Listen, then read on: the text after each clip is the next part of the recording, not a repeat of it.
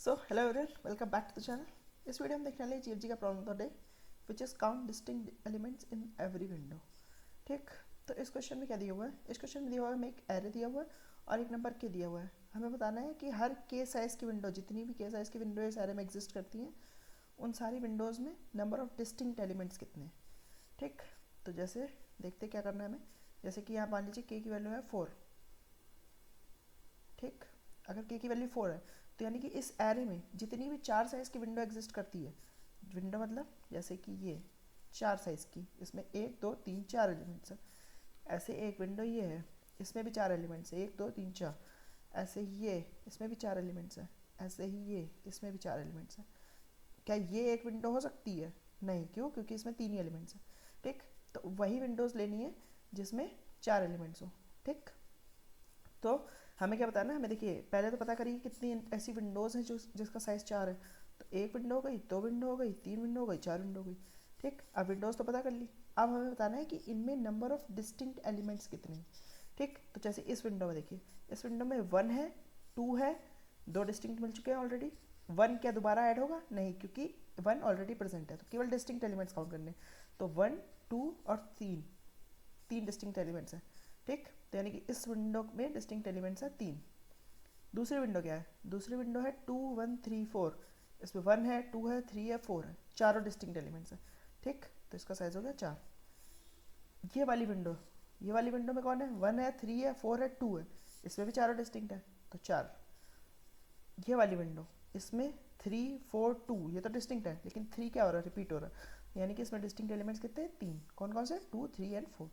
ठीक, तो ये जो हमारी एरे बनी 3 4 4 3, नंबर ऑफ डिस्टिंक्ट एलिमेंट्स इन सारी विंडोज़ जिसका साइज़ है 4। ठीक, तो ऐसी 4 विंडोज़ हमारी बनी, तो हमें यही एरे रिटर्न करना है कि उसमें नंबर ऑफ डिस्टिंक्ट एलिमेंट्स कितने हैं। ठीक, देखिए जैसे ये 3 4 4 3 जो कि हमारा आंसर आ रहा। ठीक, अब इसको अगर आपको सबसे पहले अप्रोच करने को दिया जाए तो आप क्या करोगे? आपके दिमाग में वही आएगा कि जो बोला गया है वही करो। क्या बोला गया है? कि जितनी भी 4 साइज़ की विंडोज़ है वो सारी पता करो। 4 साइज़ की विंडोज़ कैसे पता करोगे आप? एक देखो, स्टार्टिंग पॉइंट कौन कौन से होगा? स्टार्टिंग पॉइंट एक ये होगा। ठीक, एक स्टार्टिंग पॉइंट इसके बगल वाला होगा, एक स्टार्टिंग पॉइंट ये होगा, एक स्टार्टिंग पॉइंट ये होगा, एक स्टार्टिंग पॉइंट ये होगा। क्या ये स्टार्टिंग पॉइंट होगा? नहीं, क्योंकि इसका आगे 4 एलिमेंट्स ही नहीं है। वही स्टार्टिंग पॉइंट बन सकता है जिसके बाद 4 या 4 से ज़्यादा एलिमेंट्स हो।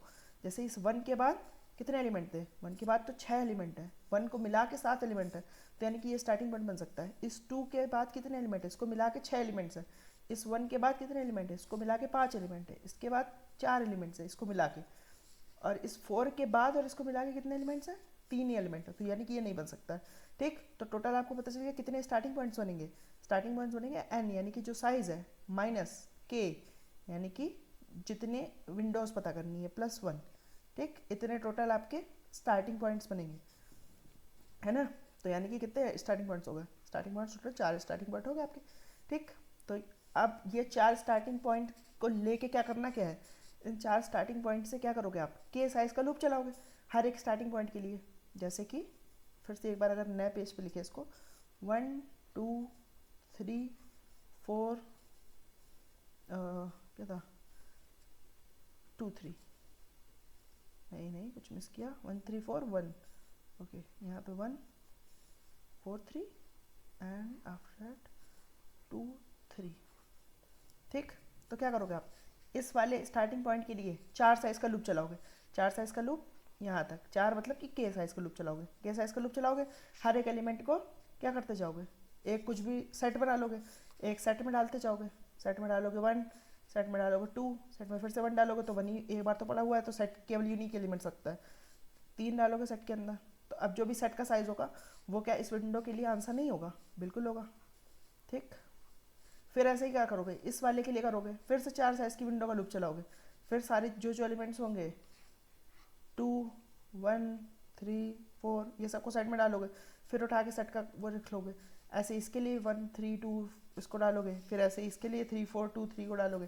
ठीक, जो जो सेट का साइज आता रहेगा वो आप अपने आंसर में रख के रिटर्न कर सकते हो। इसकी टाइम कॉम्प्लेक्सिटी और स्पेस कॉम्प्लेक्सिटी की अगर हम बात करें, टाइम देखो कितना लगेगा। पहली बात तो क्या कर रहे हो? पहली बात तो हमने बताया कि n - k +1 स्टार्टिंग पॉइंट्स हो सकते हैं। तो इतने स्टार्टिंग पॉइंट्स के लिए आप क्या कर रहे हो, एक के साइज़ का लूप चला दे रहे हो। ठीक, इसके लिए आपने एक के साइज़ का लूप चलाया, और क्या किया आपने, और के साइज़ का लूप चलाया और सब चीज़ों को सेट में डाल रहे हो और बाद में सेट का साइज़ प्रिंट कर दे रहे हो। ठीक, तो यानी कि ये तो टाइम कॉम्प्लेक्सिटी हो गई। ठीक, और स्पेस आप कितना ले रहे हो, स्पेस तो आप क्या हर बार के साइज़ का एक सेट बना रहे हो, तो ऑर्डर ऑफ के का मान लो स्पेस ले लिया आपने।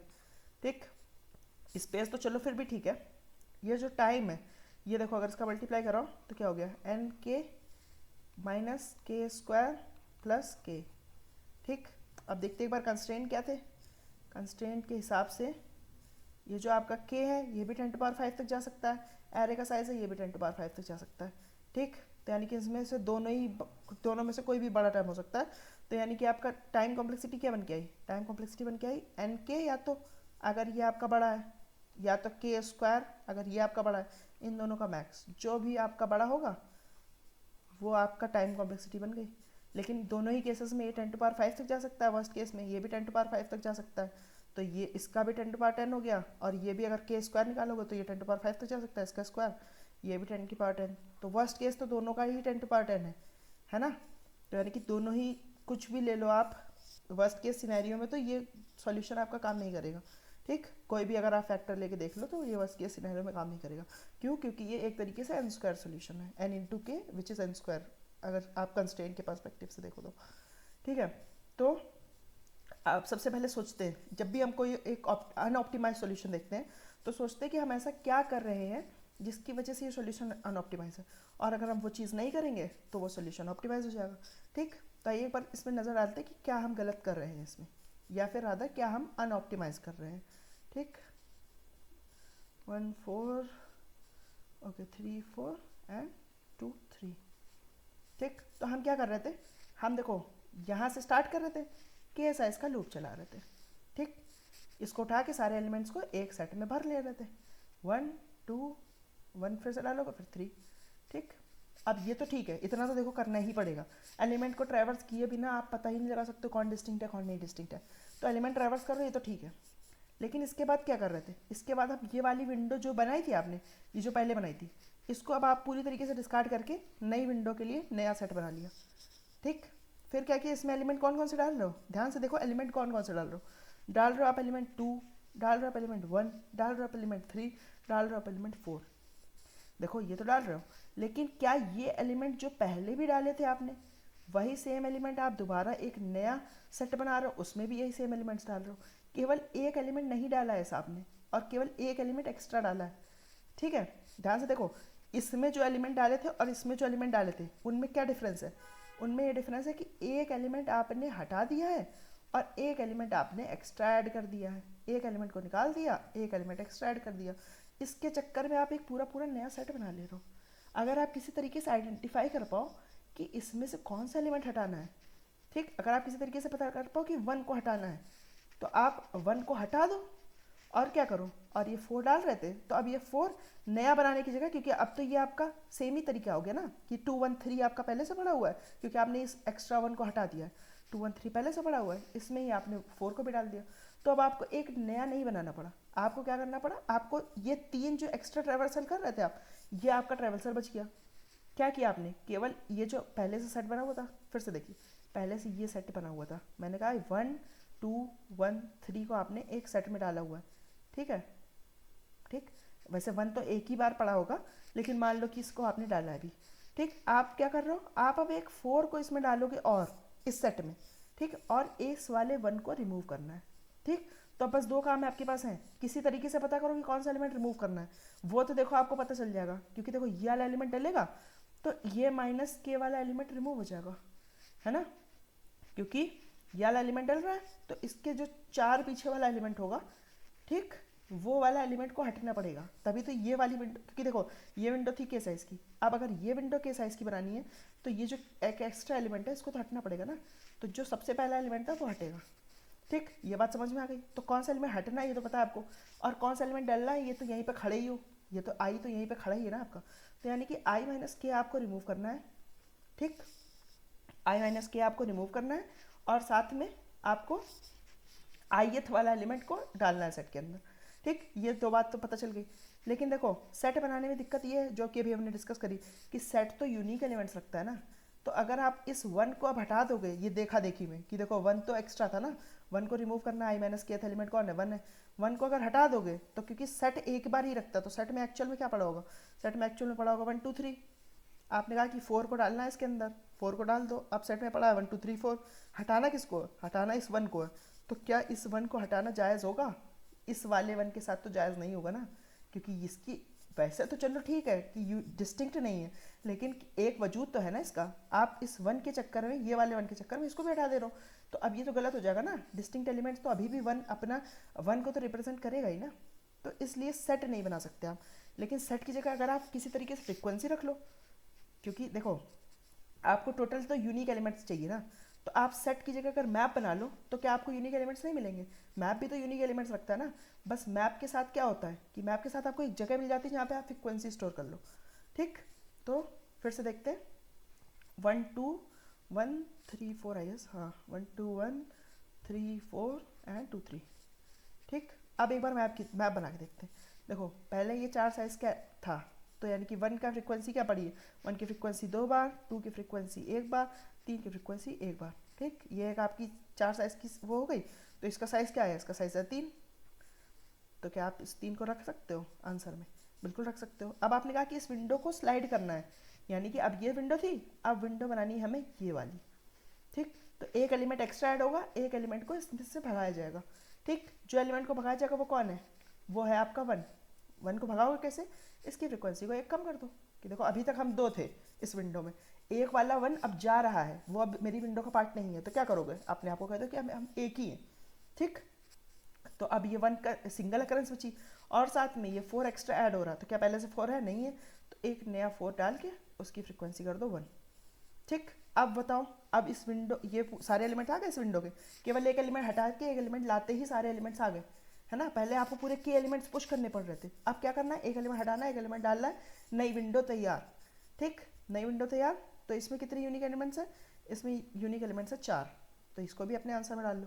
ठीक, फिर से क्या करना है, अब ये विंडो हो गई पुरानी, अब आपको नई विंडो लानी है, फिर से के एलिमेंट्स नहीं डालने हैं आपको क्या करना है, बस एक एलिमेंट को ड्रॉप करो, एक एलिमेंट को एंट्री दो। इस एलिमेंट को 2 को एंट्री दी, इस वाले 2 को रिमूव किया, तो आपका होगा चलो ठीक है सेम ही चीज़ हो गई, लेकिन एक्चुअल में हम रिमूव करके दिखाएंगे। इसको रिमूव करोगे तो ये 0 हो जाएगा इसकी फ्रिक्वेंसी, है ना। देखो अब इसकी फ्रिक्वेंसी 0 हो गई, तो क्या ये आपका प्रेजेंट भी होना चाहिए कि नहीं। अगर जिस चीज़ की फ्रिक्वेंसी 0 हो चुकी है वो चीज़ आपकी इसमें प्रेजेंट ही नहीं होनी चाहिए ना, तो उसको डिलीट करो। अदरवाइज हम तो क्या कर रहे हैं, हम तो खाली मैं आपका साइज चेक कर रहे हैं ना। ये अभी बात आपको इस वाले में नहीं समझ में आएगी, अगली आइट्रेशन में समझ में आएगी। तो चलो इस बार हम इसको ऐसे ही छोड़ देते हैं कि ठीक है 2 की फ्रिक्वेंसी बनी रहेगी, ये वाला 2 हटा, ये वाला 2 आया, 2 की फ्रिक्वेंसी बनी रहेगी। लेकिन ये बात इंपॉर्टेंट है, ये आपको अगली आइट्रेशन में समझ में आ जाएगी।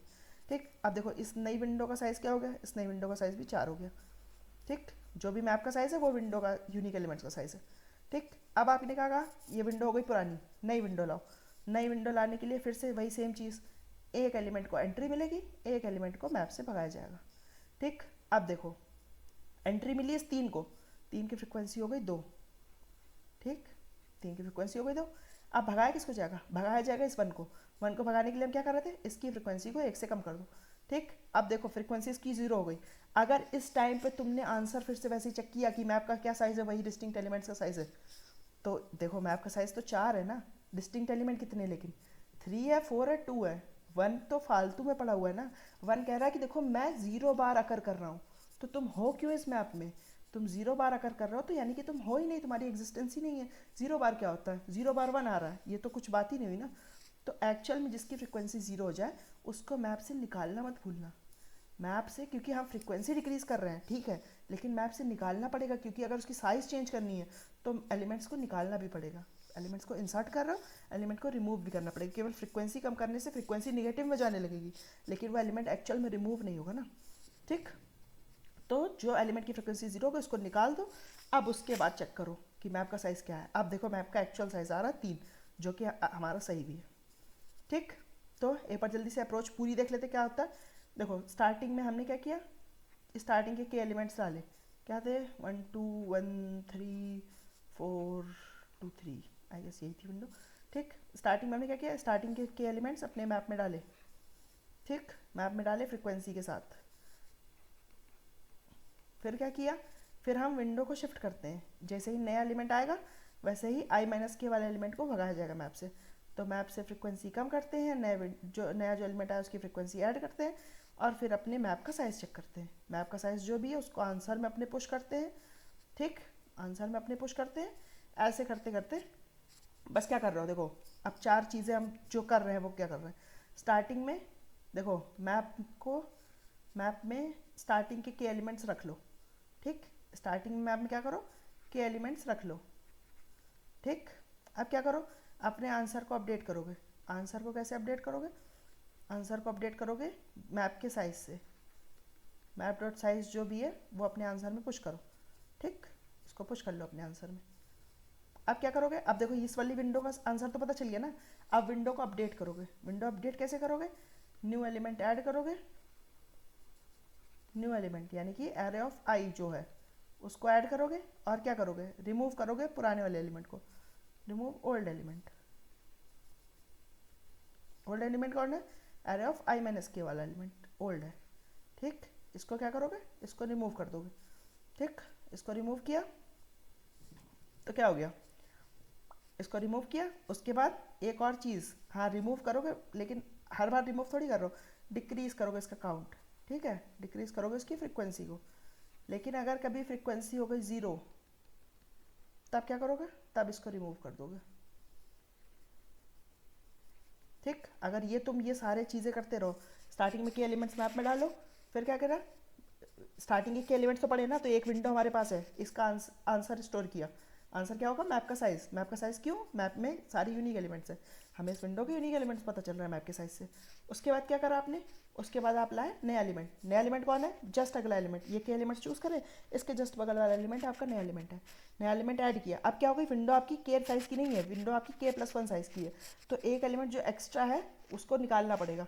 तो आई वाला एलिमेंट जो अभी ऐड किया है वो माइनस के एलिमेंट को रिमूव करो, ठीक। रिमूव कैसे करोगे, फ्रीक्वेंसी एक कम कर दो, क्योंकि रिमूव कर दोगे तो जो बीच में उसकी और अकरेंसेज है वो तो रहेंगी ना, उसको क्यों रिमूव कर दोगे, इसलिए फ्रीक्वेंसी हटाओ। अगर आपको पता चल चुका है कि वही इकलौता एलिमेंट था, उसके अलावा कोई ऐसा एलिमेंट हमारी इस जो नया विंडो है इसमें कोई भी एलिमेंट की अकरेंस नहीं है जो पहले थी, तो आप क्या करोगे, तो उसको हमेशा के लिए रिमूव कर दोगे मैप से, ठीक। ऐसे धीरे धीरे करते करते लास्ट में आपका आंसर आ जाएगा। और ये लूप कितनी बार चलाना है तो आपको पता ही है, n-k+1 टाइम्स, ठीक। तो इसको जल्दी से एक बार कोड में देख लेते हैं। कोड में भी सेम काम किया है, एक मैप बनाया, मैप फ्रीक्वेंसी स्टोर करेगा ऑब्वियसली, आंसर बनाया, आंसर एक वेक्टर जो कि लास्ट में रिटर्न करेंगे हम। स्टार्टिंग के क्या किया, स्टार्टिंग के एलिमेंट्स को रख लिया, ठीक। के एलिमेंट्स नहीं, k-1 एलिमेंट्स रखे हैं मैंने अभी, k-1 एलिमेंट रखे ताकि ये लूप में हम डायरेक्ट सिमुलेट कर पाए पूरा टास्क, ठीक है। क्योंकि एक बार वो करते फिर उसका आंसर स्टोर करते तो उससे अच्छा कि एक बार डायरेक्ट k-1 एलिमेंट डाले। अब हम सेम काम ही करेंगे, k-1 एलिमेंट डाले, एक एलिमेंट ऐड किया, आंसर चेक किया, एक एलिमेंट रिमूव किया, फिर एक एलिमेंट डाला, आंसर चेक किया, एक एलिमेंट रिमूव किया, ठीक। तब यही काम करेंगे, k-1 एलिमेंट पड़े हुए भी, एक एलिमेंट और डाला हमने, एक एलिमेंट डाला, अब क्या करना पड़ेगा, अब आंसर चेक करना पड़ेगा। आंसर क्या है, मैप का साइज। अब क्या हो गया, अब कितने एलिमेंट्स है, के एलिमेंट्स हैं, तो अब इसको फिर से k-1 एलिमेंट बनाओ। कैसे बनाओगे, एक एलिमेंट रिमूव कर दो। अभी तक हम एज्यूम कर रहे थे कि हमारे पास के एलिमेंट है तो i-k को रिमूव कर रहे थे। अब हमारे पास क्योंकि k-1 एलिमेंट है तो हम किसको रिमूव करेंगे, i-k+1 को, ठीक। यानी कि बात वही है कि इस वाली विंडो को, अभी ये विंडो का एक्चुअल में जो पहला एलिमेंट है उसको रिमूव कर दो ताकि अगली बार वो हमारे विंडो में दिक्कत ना दे, ठीक। तो हर बार हम k-1 एलिमेंट्स रख रहे हैं, एक एलिमेंट ऐड करते हैं, आंसर चेक करते हैं, फिर उसको निकाल देते हैं। निकालने के बाद देखो हम क्या कर रहे हैं, फ्रीक्वेंसी कम कर रहे हैं ना, लेकिन ऐसा कभी भी हो सकता है कि उसकी फ्रीक्वेंसी अब 0 हो चुकी हो, तो वो मैप में रहना उसका उचित नहीं है, उसको मैप से निकालना ही पड़ेगा, ठीक। तो हम क्या करेंगे, हम चेक करेंगे कि अगर किसी की फ्रीक्वेंसी 0 हो गई है तो यानी कि अब वो छुप के बैठा हुआ है बस, कि मैं 1 हूँ, मैं 0 बार आ रहा हूँ, ये कोई बात ही नहीं होती। 1 हो 0 बार आ रहा हो तो मत रहो इस मैप के अंदर, वरना कि तुम आंसर को चेंज कर दोगे। क्योंकि तुम क्या करोगे, तुम कहोगे कि मैं तो 0 बार आ रहा हूँ, लेकिन हमें तो यूनिक एलिमेंट चाहिए ना, एटलीस्ट एक बार आना चाहिए एलिमेंट, ठीक। तो इसलिए इसको रिमूव कर देंगे। अब इसकी हम कॉम्प्लेक्सिटी की बात करें तो क्या हो रहा है, देखो एक बार तुम स्टार्टिंग में यहाँ से स्टार्ट कर रहे हो, k-1 तक जा रहे हो, फिर k-1 से पूरा लास्ट तक जा रहे हो, तो टोटल तो तुमने एनी टाइम ट्रेवल से किया ना, तो यानी कि ऑर्डर ऑफ n इसकी टाइम कॉम्प्लेक्सिटी हो गई। और साथ में हम एक मैप यूज़ कर रहे हैं तो इसलिए ऑर्डर ऑफ n का स्पेस, क्योंकि मैप में क्या होगा, मैप में के करके एलिमेंट स्टोर कर रहे हो, लेकिन एट द मोस्ट तुम्हारे कितने एलिमेंट्स जा रहे हैं मैप के अंदर, लेकिन साइज़ देखो मैप का कभी भी के से ज़्यादा नहीं हो सकता, ठीक, क्योंकि विंडो तुम मेंटेन कर रहे हो ना, तो यानी कि मैक्सिमम अगर सारे यूनिक भी हैं उस रेंज के, तो मैक्सिमम तुम्हारा मैप का साइज़ के ऊपर नहीं जा सकता। तो इसलिए मैप तुम्हारा ऑर्डर ऑफ के का है और तुम्हारा टाइम जो लग रहा है वो ऑर्डर ऑफ एन का लग रहा है, ठीक। तो उम्मीद करता हूँ कि आपको ये जो सोल्यूशन मैंने समझाया, जो अप्रोच समझाई कि क्यों ये काम कर रही है और कैसे आपने इसको ऑप्टिमाइज़ किया, वो उम्मीद करता हूँ कि ये जो डुप्लीकेसी का केस था कि हम एक विंडो में जो भी एलिमेंट्स थे, केवल एक एलिमेंट को निकालने के लिए हम पूरी पूरी विंडो बार बार अपडेट कर रहे थे। उम्मीद करता हूँ ये बात आपको समझ में आई होगी। अगर आपको कुछ भी समझ नहीं आया तो आप कमेंट सेक्शन में मुझसे पूछ सकते हैं, और अगर आपको समझ में आया तो वीडियो को लाइक कर दीजिए, चैनल को सब्सक्राइब कर दीजिए। मैं मिलता हूँ आपसे किसी और वीडियो में, तब तक के लिए बाय बाय।